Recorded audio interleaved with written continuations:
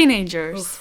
They say we're addicted to our devices, we speak in grunts and single syllables, we don't read, we don't think, and we never wash. The thing is, teenagers have tons of expertise to share if you just take the time to tap into it. The SEEDS project was about putting us, teenagers, at the center of designing policies to tackle some of the health challenges we face right now, and sparking our interest in STEM in the process. And how do we do that? Well, through citizen science.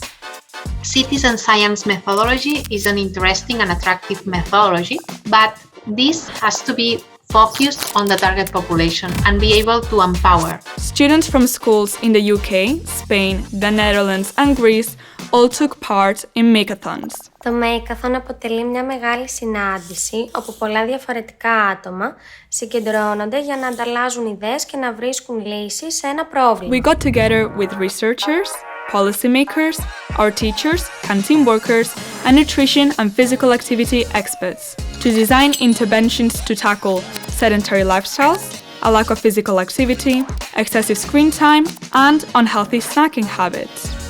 Oh, it was brilliant. Receiving the perspective of the actual participants in the co-creation event, which was a steep learning curve, I think, for quite a lot of us. It just gives you a different perspective. During each Megathon, we devised a series of experiments like, what if we monitor how long we spend in front of screens or just sitting? How much water we drink or how we snack?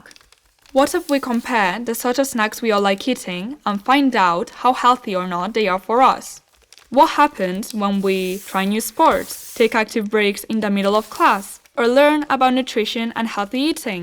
A few weeks later, we organized our ideas into a program and put them to the test. Het was wel fijn om te zien.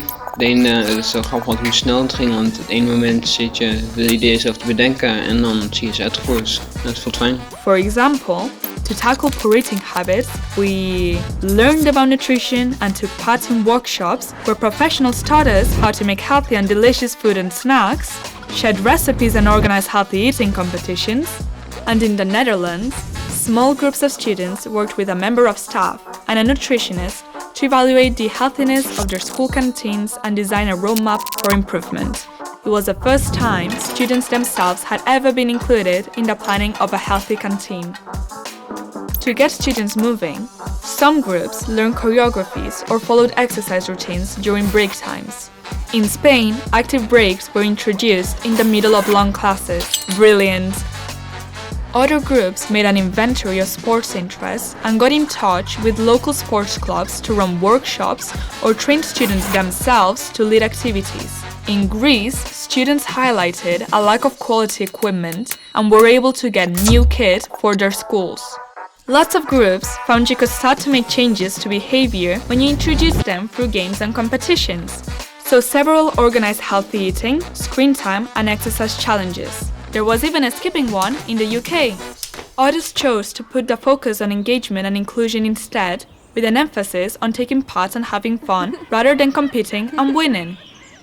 Meanwhile, our colleagues in control schools had the important job of doing, well, absolutely nothing actually. That way, we could measure change by comparing teenagers in schools who carried out the interventions with teenagers in schools who didn't.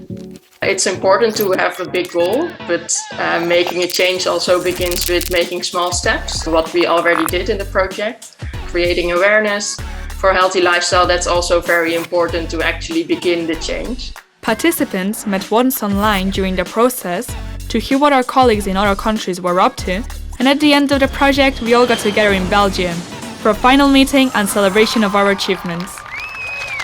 Many of them are experts in some fields with a vision of the future, brilliant ideas, so step back and listen to them and take them seriously.